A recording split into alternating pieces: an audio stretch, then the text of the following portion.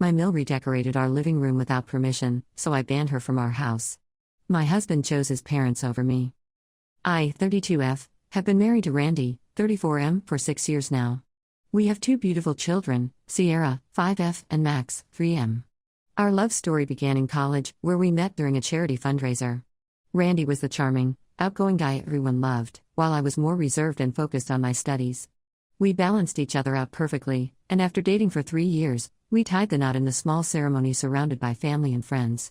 From the beginning, I knew Randy came from a large, close-knit family.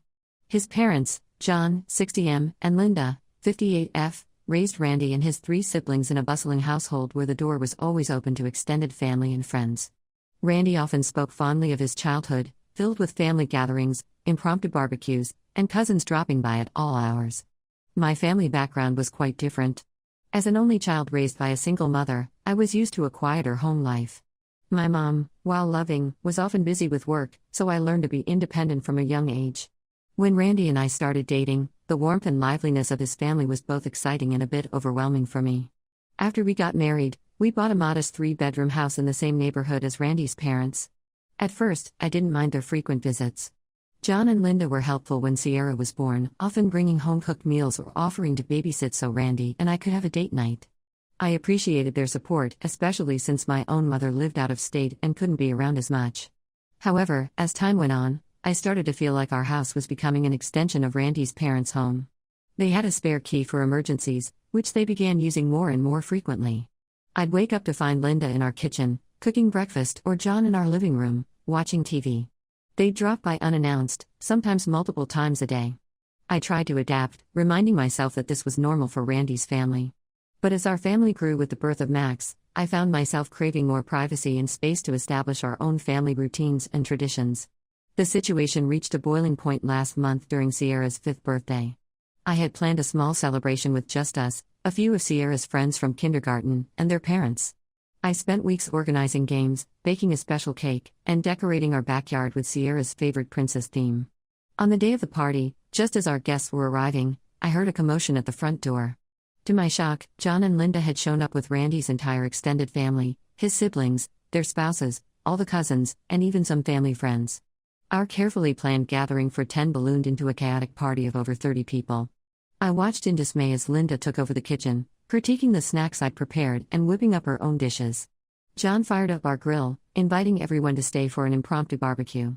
Randy's siblings and their kids swarmed the backyard, disrupting the games I'd organized for Sierra and her friends. Sierra, overwhelmed by the sudden crowd, burst into tears and refused to come out of her room. I spent most of the party trying to comfort her while also attempting to salvage some semblance of the celebration I'd planned. Randy, on the other hand, seemed oblivious to my distress, happily chatting with his cousins and enjoying the impromptu family reunion. After everyone left, I confronted Randy. I told him how disrespectful it was to ambush me like that, especially on such an important day for Sierra. He got defensive, saying his parents were just trying to make Sierra's birthday special. We had a huge fight, with Randy accusing me of being ungrateful for his family's love and support. He ended up sleeping on the couch that night. Since then, the tension in our house has been unbearable. Randy's parents still come over all the time, and Randy refuses to set any boundaries with them. He says I'm being selfish and keeping his family away from our kids. But I feel like I'm losing my grip on my own home and family life. Last week, I reached my breaking point. I had a particularly stressful day at work, where I'm a middle school teacher. One of my students had a meltdown in class, and I spent hours after school in meetings with the principal and the students' parents. I was exhausted and looking forward to a quiet evening at home with my kids. Instead, I walked into what felt like a construction zone.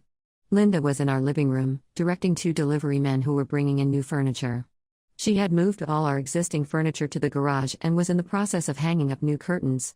The kids were nowhere to be seen. When I asked Linda what was going on, she cheerfully explained that she thought our living room needed a woman's touch. She said Randy had given her permission to spruce things up a bit as an early anniversary gift to us. I was stunned. This was the room where Randy and I had spent countless evenings cuddling on the couch, where we'd watched Sierra take her first steps, where we'd built pillow forts with the kids on rainy days. Now it was being transformed without my input or consent. I lost it. All the pent-up frustration and resentment came pouring out. I told Linda to leave immediately and not come back unless invited. I said this was my home, not hers, and she had no right to make changes without my permission. Linda left in tears, and the delivery men awkwardly shuffled out, leaving half the new furniture in disarray. When Randy got home and saw the mess, he was livid. He accused me of disrespecting his mother and said I had no right to kick her out of our home. He couldn't understand why I was upset about the furniture, saying I should be grateful for such a generous gift. That night, as I lay awake listening to Randy snore on the couch again, I realized we had a serious problem. It wasn't just about the furniture or the birthday party. It was about respect, boundaries, and what it means to be a family. I love Randy, and I know he loves me. But his inability to set boundaries with his parents is tearing us apart. I feel like I'm constantly competing with his family for space in my own home and in my husband's priorities. I've suggested couples therapy, but Randy dismisses the idea, saying we don't need strangers interfering in our business. I've even brought up the possibility of moving to a different neighborhood, but Randy won't even consider it. He says his family connections are too important to him. I'm at a loss. I don't want to break up our family, but I also can't imagine spending the rest of my life with no privacy or personal space.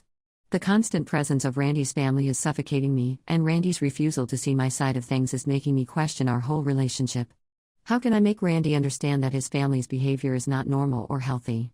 Is there any way to salvage this situation, or am I fighting a losing battle? I need advice on how to handle this before it destroys our marriage and my sanity. Update 1. It's been about a month since my original post, and I want to thank everyone for their advice and support.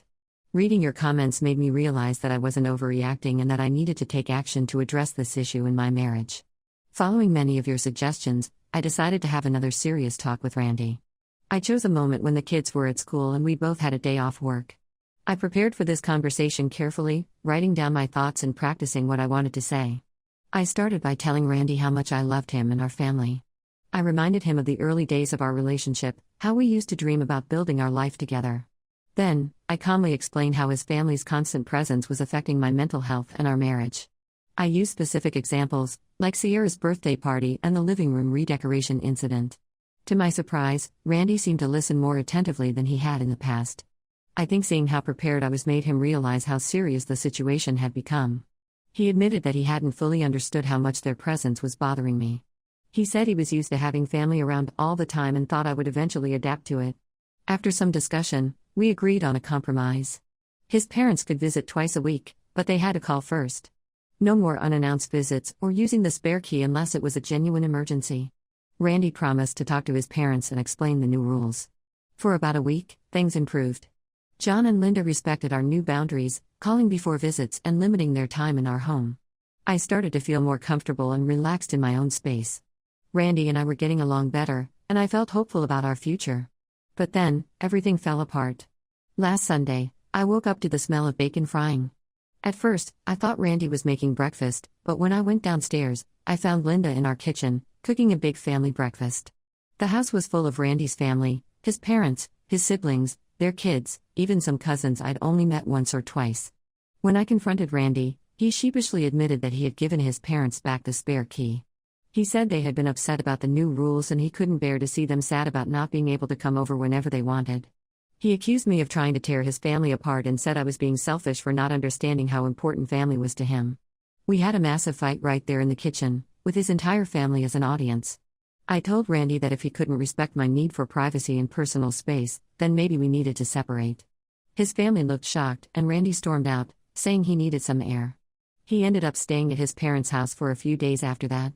During this time, I did a lot of thinking about our relationship and what I wanted for my future. I realized that this issue wasn't just about his family, it was about Randy's inability to put our nuclear family first. He was prioritizing his parents' feelings over mine, his wife's. When Randy finally came home, I told him I wanted to try marriage counseling. He was reluctant at first, saying we should be able to work things out on our own. But after another week of constant arguments and cold silences, he agreed to give it a try. Our first counseling session was a disaster. Randy spent the whole time defending his family's actions and accusing me of being cold and unfamily-oriented.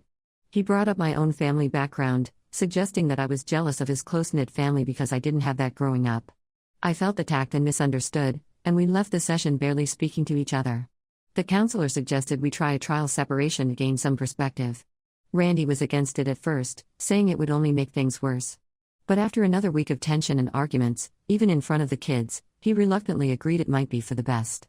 So now, I'm staying at my sister's place with Sierra and Max. Randy is at our house, and unsurprisingly, his parents are there all the time. It's been 2 weeks, and I have to admit, I feel more relaxed than I have in months. My sister has been incredibly supportive, and it's been nice to have some quiet family time with just me and the kids. Randy calls to talk to the kids every day, but he's still angry with me. He thinks I'm being dramatic and that I'll come to my senses soon. But the more time I spend away from that situation, the more I realize how toxic it had become. The kids are adjusting as well as can be expected. They miss their dad, but they've also mentioned how nice it is to have quiet time without grandma and grandpa always around. Sierra has been sleeping better, and Max's tantrums have decreased significantly. I'm not sure what the future holds for us. I love Randy, and I want our marriage to work, but I don't know if I can go back to living like we were before. The thought of returning to that chaotic environment makes me anxious. I have another counseling session scheduled for next week, this time, just for me. I'm hoping it will help me figure out what I want and how to move forward.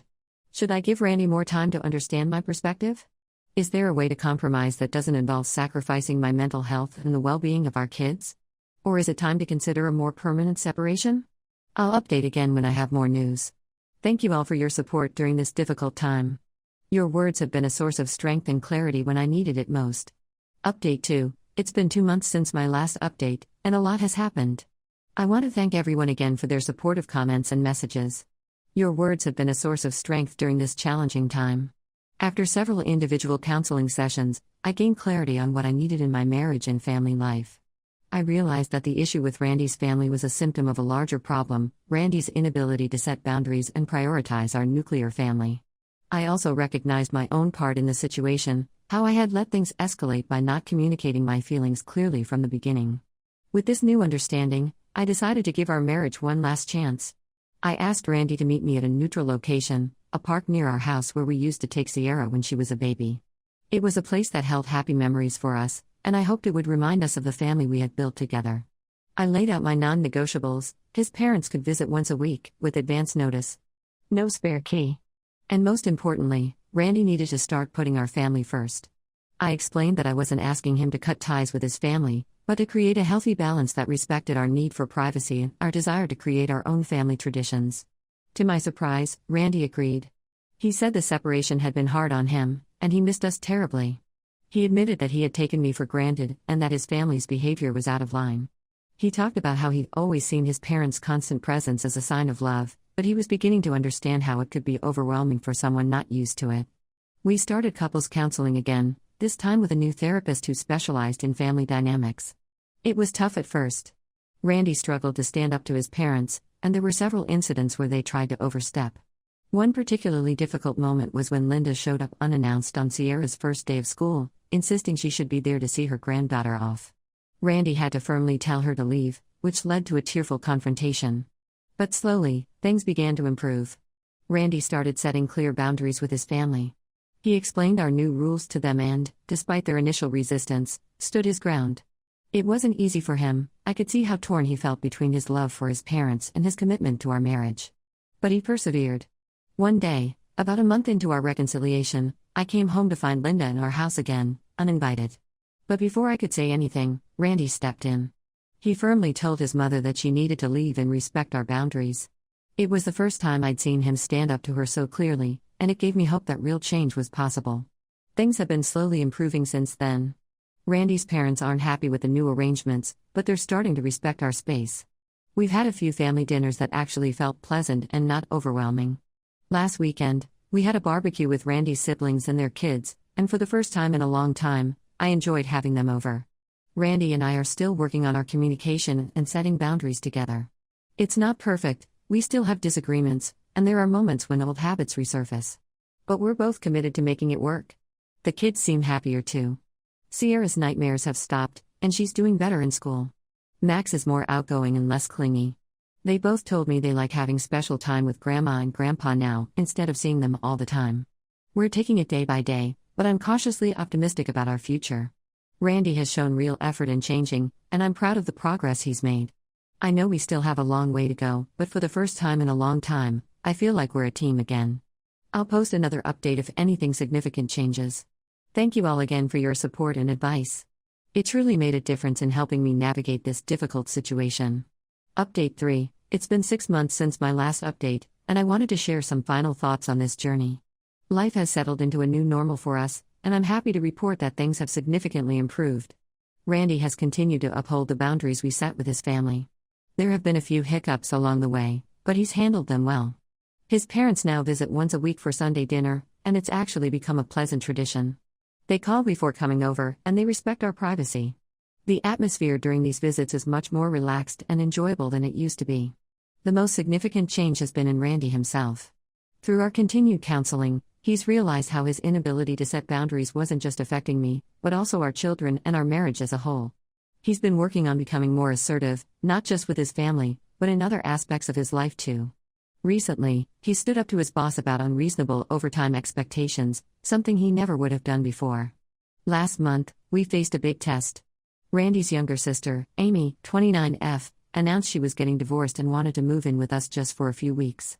In the past, Randy would have immediately agreed, no questions asked. But this time, he consulted with me first. We had a long discussion about it, weighing Amy's needs against our family's stability and the progress we've made. Together, we decided that while we wanted to support Amy, having her move in wasn't the best solution. Instead, we offered to help her find her own apartment and provide emotional support through regular family dinners and outings with the kids.